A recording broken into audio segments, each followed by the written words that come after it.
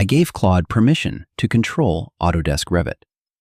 Not just answer questions about BIM. I mean create levels, place walls, generate rooms, read quantities, and modify real project elements. At first, the results were incredible. Then I gave it one vague instruction, and the model started making decisions I never explicitly requested.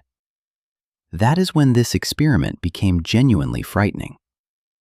Today, I'll show you how Claude connects to Revit, what it can actually build, and why giving an AI access to a production model could be a very expensive mistake. I started with one ambitious prompt. Create 2 building levels, generate a structural grid, add the exterior walls, divide the floor into rooms, place doors, and add dimensions. Normally, this is not one action inside Revit. It is a sequence of coordinated operations. Claude first inspected the current view and the available Revit elements. Then it separated my request into individual steps. Create the levels, generate the grid, draw the walls, place the rooms, insert the doors, and finally, add the annotations. This was the first surprising moment. Claude was not drawing an image of a building. It was planning actual Revit operations. So how can a language model control professional BIM software? The answer is MCP, or Model Context Protocol. Claude does not communicate with Revit directly. Claude decides which tool it needs and sends a structured tool request to the MCP server. The MCP server translates that request and passes it through a WebSocket connection to an add-in running inside Revit. The add-in then calls the official Revit API. The request moves through 3 clear stages: Claude plans, MCP translates, Revit executes.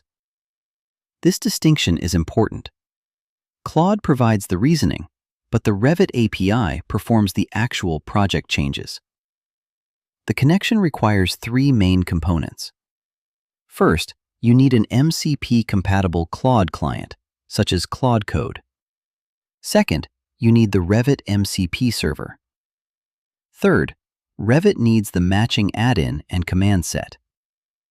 The public project currently supports Revit versions from 2020 through 2026 and requires Node.js version 18 or newer. After downloading the release for your Revit version, copy the add-in files into the Revit add-ins folder inside App Data. Then open Revit.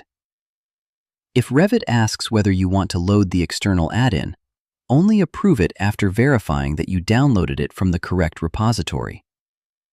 Inside the new MCP ribbon tab, open Settings. This is where you choose which commands Claude is allowed to use. For my first test, I enabled safe reading commands and a few creation tools. I kept element deletion and arbitrary C# execution disabled. Finally, I connected the MCP server to Claude Code using the command displayed on screen. Once Claude shows the Revit MCP server as connected, the bridge is ready. Before asking Claude to generate an entire building, test the connection with the smallest possible command. The public server includes a tool called Say Hello. Claude requests the tool. The MCP server receives the request. The Revit add-in executes it, and Revit displays a confirmation dialog. This test may look simple, but it proves that the entire communication chain is working. Claude can reach the server can reach the add-in, and the add-in can execute an operation inside Revit. Only after this test passed did I enable the tools required for the building experiment. Then I submitted the full building prompt, and Revit started changing. Levels appeared at the requested elevations. Grid lines formed the structural layout. Walls followed the specified coordinates. Rooms and openings were added to the model. The impressive part was that these were not pixels or a generated rendering. They were real, editable Revit elements. I could select the walls, inspect their parameters, change their types, and continue editing them manually. This is where the technology becomes extremely valuable. Repetitive BIM operations that normally require dozens of clicks can potentially be described in natural language and executed as one coordinated workflow. For a moment, it felt like the future of architectural production had arrived. Then I tested the dangerous side. I gave Claude a vague instruction: fix everything that looks wrong.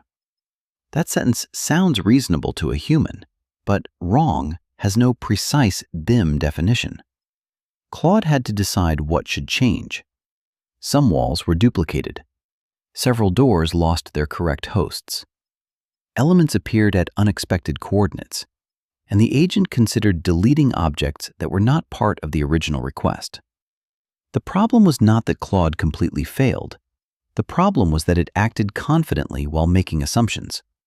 When an AI only writes text, a wrong assumption creates a bad answer. When that AI has access to Revit tools, a wrong assumption can modify hundreds of project elements.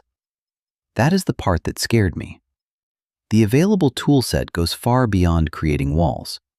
Claude can generate structural grids and building levels. It can create walls, beams, pipes, floors, ceilings, and roofs. It can place doors, windows, furniture, and rooms. It can tag elements, generate dimensions, calculate material quantities, and analyze model statistics. It can also query selected objects and inspect the current view. Those capabilities could save architects and BIM teams an enormous amount of time. But the same toolset can include high-risk operations. Claude can delete elements by ID, and if arbitrary code execution is enabled, it can send C# code into Revit. The real power is not the chat interface. The real power is the permissions behind the chat. If you test this yourself, never begin with an active production model. Use a detached copy, a backup, or a disposable test project. Start with read-only commands. Let Claude inspect views, selected elements, quantities, and model statistics before allowing it to create anything. Enable only the tools required for the current task. If the experiment only needs walls and rooms, there is no reason to enable deletion or arbitrary code execution. Review coordinates, family types, element IDs, and scope before approving each operation. And create a rollback point before every large batch of changes. Treat Claude like a new intern with administrator access. It may be extremely capable, but it still needs boundaries and supervision. So, is Claude connected to Revit the future of BIM? As a co-pilot, absolutely. It can translate natural language intent into structured Revit operations, automate repetitive work, query complex models, and accelerate early design tasks. But as an unsupervised autopilot, it is not ready. Vague prompts, broad permissions, and confident assumptions are a dangerous combination inside professional design software.